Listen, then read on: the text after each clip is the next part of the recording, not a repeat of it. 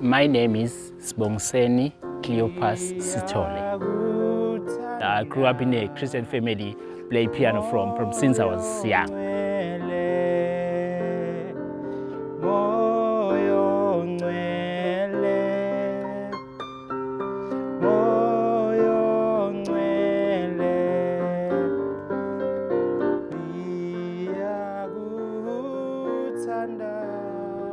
I live at Mduku. I live with my mother, my two sisters and my one brother. My dad passed away in 2017. So it's 5 of us and with the kids. I have one daughter and two sons.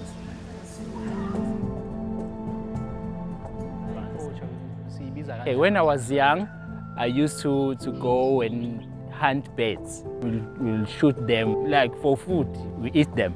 But I was still young. I didn't know the conservation part.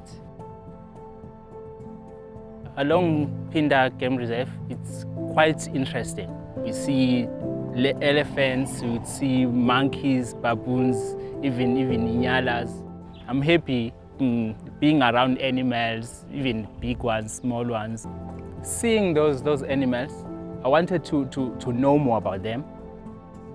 We saw an opportunity where to provide skills and development for potential young school leavers to learn more about conservation and the hard skills around managing a park like this and research and monitoring. And so we developed a 6-month sort of internship program which we give opportunities to 5 community students from all 5 of the communities that surround Pinda. The course was advertised online and then we applied. There was a process, we were selected and then there was interviews and 5 of us were the stars. We're looking for someone that's enthusiastic, has a passion for wildlife, that wants to perhaps pursue it as a career, willingness to learn, listen, to get involved, to take in as much as possible. It's me from Mduku, 2 from Ngobokazi, 1 from KwaJobe and 1 from Kwangwenya. There's obviously a theoretical component and so they'll get to learn and read and study, but a lot of it is practical. I believe, if someone doesn't physically do something, they don't take in or learn as much as they would, and so the idea is to physically get them to do as much as possible. Phew. In the training, we're doing a lot.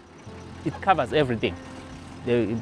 We can become rangers or a field guide, and then we become the researchers, such as tracking of animals, where I want to find it in another section.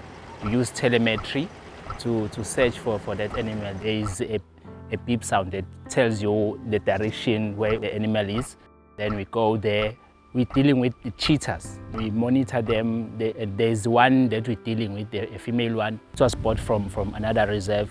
So we've been monitoring her. I like the research part. You take photos and then people will be like, wow, you're not scared of that. You see, so we drive along the elephants. They are big men with big tusks. You can pass here. I used to be scared, but now I'm no longer scared. I'm gaining experience. I like photos. I like taking videos too. So I'll take my phone and then you see.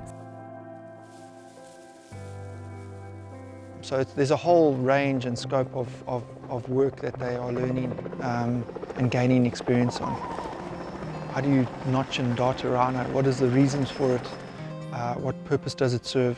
And then how to conduct it. What equipment do you need? What are the sequence of events?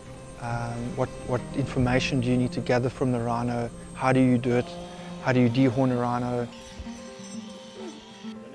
Afterwards they go to... You will hear names that you never thought you would hear. Like Wabekja it's a new name to me. In Zulu they call it Ispaha.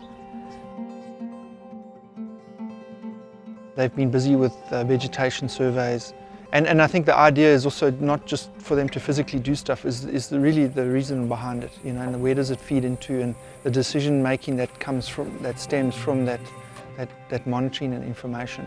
Anything that they conduct themselves and they do, there's always someone mentoring and guiding them through the process from our Phinda conservation team. And that's very, very important. You know, they mustn't just be doing something for the sake of it. They must know and understand why, and that's where the mentoring and guiding comes in.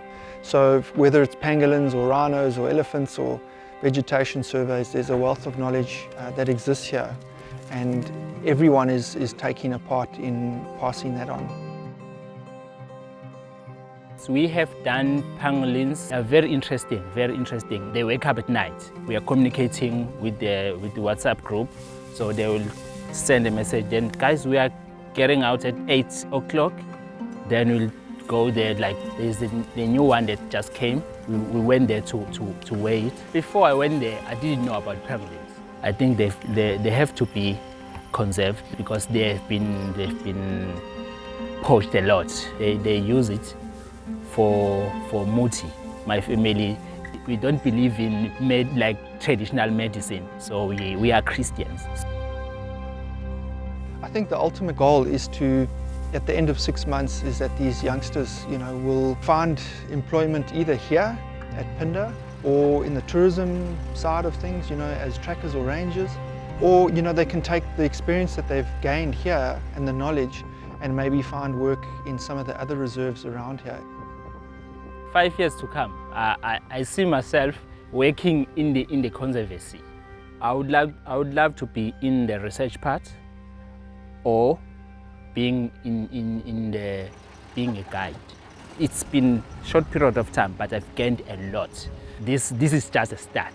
I've even applied for doing the environmental management, the course for 4 years. So I'll be upgrading myself. I'm telling you. We are the first group for this training. We are the first group. So I so believe maybe if we finish with our training, maybe the second group, maybe it will be better because we've been there. We know it's not easy. It's not easy, especially doing the thing that we haven't done before.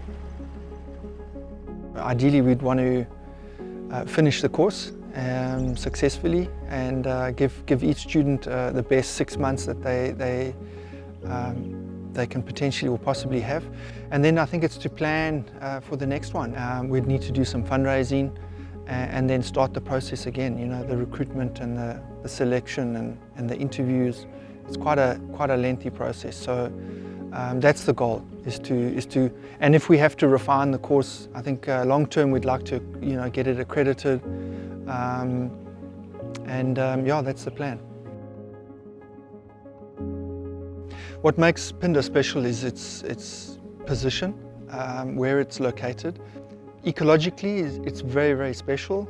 It has an incredible story, you know, returning of the wilderness from what it was. And that alone was quite unique. It was groundbreaking work, you know, back in the day.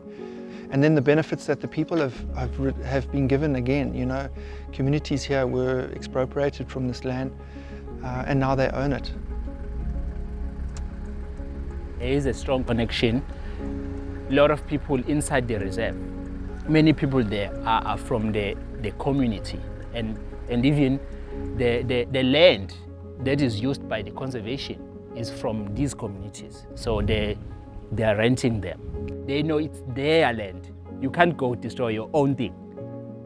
My message to the community, just preserve whatever is there, because everything belongs to us.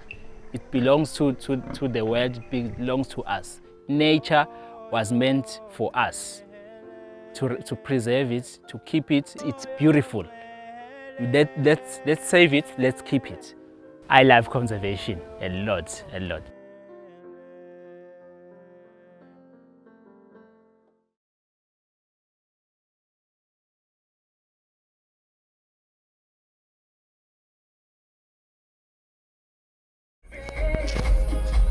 So much.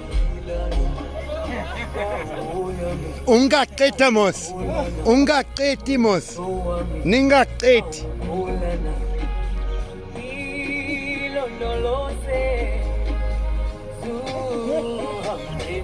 Ningaqedi.